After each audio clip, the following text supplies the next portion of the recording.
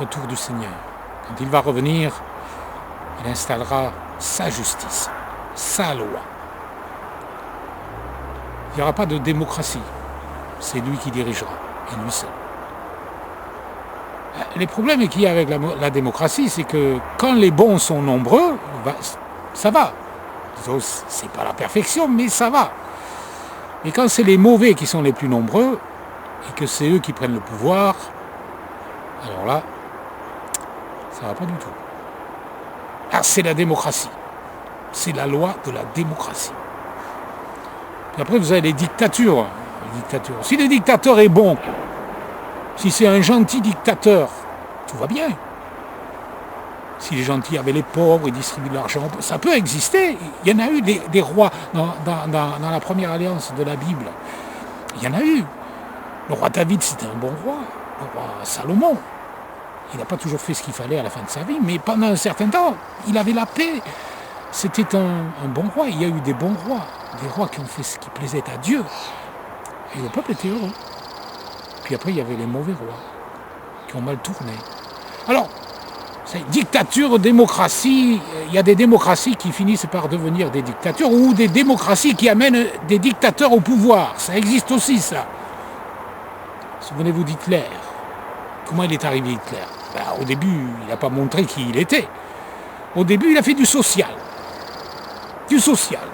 Ah oui, social, les gens aiment ça, le social. Il faut s'occuper des voix. Dès qu'on parle social, les gens sont contents. Ils ne regardent pas qui est la personne, quelle est sa mentalité, son état d'esprit. Non, non. Nous, on veut des sous, on veut bien vivre, on veut de bons salaires, du travail. C'est ce qu'a fait Hitler. Il a relevé l'Allemagne, au départ. C'est un appât. Hitler, c'est un homme intelligent. Pas très beau.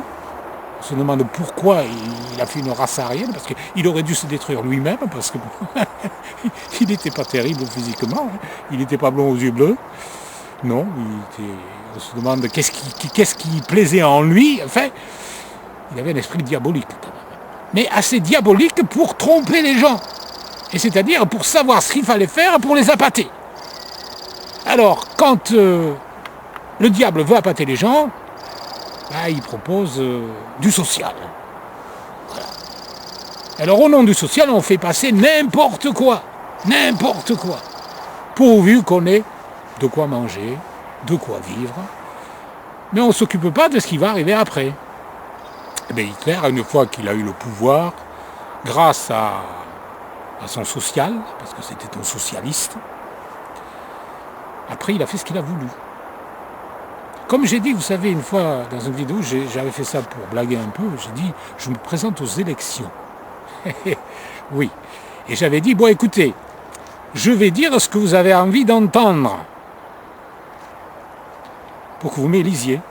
N'est-ce pas? Je ne pense pas forcément ce que je dis, mais je sais ce que vous avez envie d'entendre. Alors je vous le dis. Voilà, je vais augmenter vos salaires, vous allez voir, tout va s'arranger. Et les gens, comme ils ont tendance à croire au Père Noël, et qu'ils aiment entendre les bonnes paroles, ils y croient. Et puis quand ils ont envie de voter contre quelqu'un, l'autre qui leur dit qu'il va tout arranger, pourquoi pas, hein? Alors on vote pour lui. Et cette personne, ce qu'elle ne vous dit pas, c'est qu'une fois qu'elle sera élue, elle fera ce qu'elle voudra. Elle vous dit ce que vous voulez entendre, et après elle fait ce qu'elle veut. Bon, je vise personne, hein. Non, je vise personne. Si quelqu'un se sent visé, c'est pas ma faute. J'y suis pour rien. Voilà, c'est comme ça que ça marche, la politique. Et Dieu, lui, par contre, il dit la vérité aux gens. Il leur dit, voilà, ça va pas du tout. T'es pas du tout comme il faut. Et si tu fais pas ce qu'il faut, ça va pas aller du tout. Dieu ne dit pas ce qu'on a envie d'entendre. Il nous dit la vérité. Et ça plaît pas toujours. Ça plaît pas toujours. Alors, qu'est-ce que vous avez envie d'entendre? Le mensonge ou la vérité? Quand on a envie d'entendre le mensonge, qui c'est qui prend le pouvoir? Le diable. Ah oui, parce que la Bible dit qu'il s'appelle le père du mensonge. Donc, si vous écoutez le mensonge, qui va prendre la place? Qui va se sentir bien là-dedans? Le diable. Puis le diable, après, il vous prendra par le bout du nez, il fera ce qu'il voudra avec vous.